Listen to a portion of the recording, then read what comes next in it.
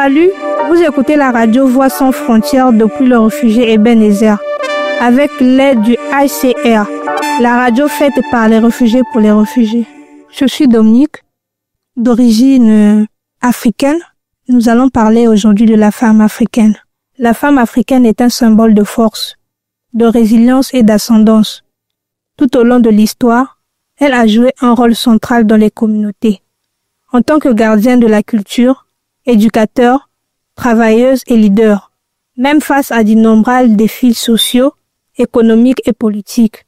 Son rôle principal vaut au-delà des récits et des douleurs, des résistances. C'est aussi l'histoire de la création, de sagesse et d'espoir. Dans de nombreux pays africains, les femmes sont les piliers de la famille. Elles assument des multiples responsabilités, conciliant le travail agricole, soin à ses enfants et maintien des valeurs culturelles et spirituelles, même face aux traditions qui les placent parfois dans les positions subordonnées. Les femmes africaines se sont réinventées, gagnant voix et espoir dans les sphères politiques, académiques et politiques artistiques.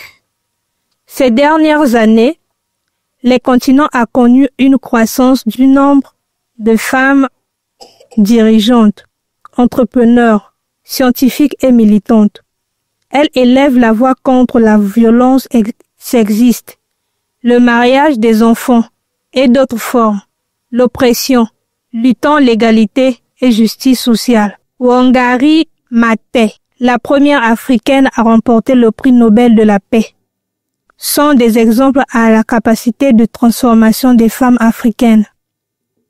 De plus, sa présence est notamment dans l'art, la musique, la mode et la littérature, exprimant la richesse et les diverses des peuples africains.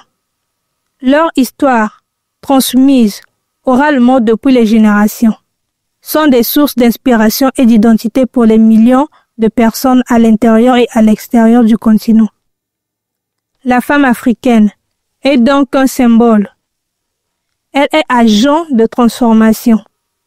Sa trajectoire est faite de résistance, mais aussi de réinvention de pouvoir.